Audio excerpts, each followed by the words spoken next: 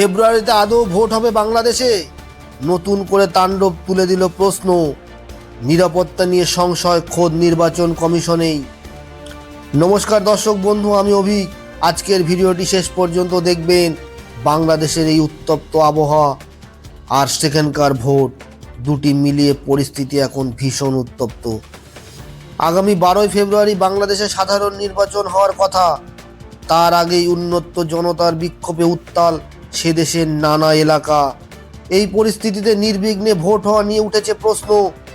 নির্বাচনী আধিকারিক এবং প্রার্থীদের নিরাপত্তা নিয়ে চিন্তিত বাংলাদেশের নির্বাচন কমিশনও। এ বিষয়ে আনুষ্ঠানিকভাবে কিছু বলা না হলেও কমিশনের একটি সূত্রকে উদ্ধৃত করে বাংলাদেশের সংবাদপত্র কালের কণ্ঠ এমনটাই দাবি করেছে। এই সূত্রের দাবি, নির্বাচনে কাজের জন্য যুক্ত রিটার্নিং অফিসার এবং সহকারী রিটার্নিং অফিসারদের দপ্তরের নিরাপত্তা বৃদ্ধি করার নির্দেশ দিয়েছে কমিশন। নির্বাচন কমিশনের অন্য আধিকারিকদেরও নিরাপত্তা জোরদার করতে বলা হয়েছে।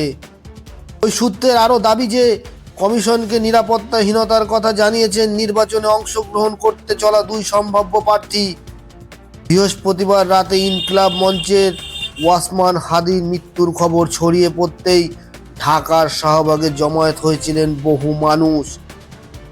জুলাই আন্দোলন, যার জেরে হাসিনা ক্ষমতাচ্যুত হয়েছিলেন, সেখানের অন্যতম নেতা হাদি গত 12ই ডিসেম্বর দুপুরে ঢাকার পুরনো পল্টন বক্স কালভার্ট রোডে গুলিবিদ্ধ হয়েছিলেন। ইউনিস সরকারের অভিযোগ, ক্ষমতাচ্যুত প্রধানমন্ত্রী শেখ হাসিনার দল আওয়ামী লীগের ছাত্র সংগঠনের এক কর্মী হাদির মাথায় গুলি করেন। উন্নত চিকিৎসার জন্য সরকারি উদ্যোগে হাদিকে সিঙ্গাপুরে নিয়ে যাওয়া হলেও বাঁচানো যায়নি। বৃহস্পতিবার রাতে তার মৃত্যু হয়। ইনকিলাব মঞ্চ নামক সংগঠনের আহ্বায়ক হাদির মৃত্যুর পরেই বাংলাদেশের বিভিন্ন প্রান্তে বিক্ষোভ শুরু হয়।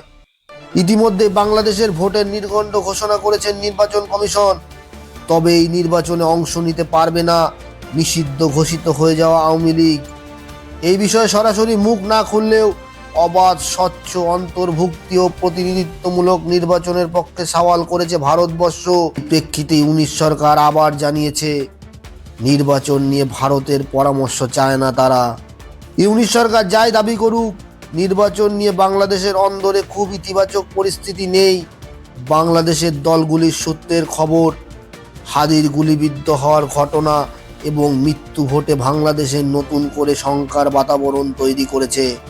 রাজনৈতিক নেতা কর্মীদের অনেকেই গুপ্ত ঘাতকের হামলার ভয় পাচ্ছেন। তবে এরপর নির্বাচন সংক্রান্ত কাজ পরিকল্পিত মাফিক হবে কিনা তা নিয়ে প্রশ্ন উঠতে শুরু করেছে। দর্শক বন্ধু, আপনারা কি মনে করেন, বাংলাদেশে কি সুষ্ঠু নির্বাচন আদৌ সম্ভব? কমেন্টে লিখে জানাবেন।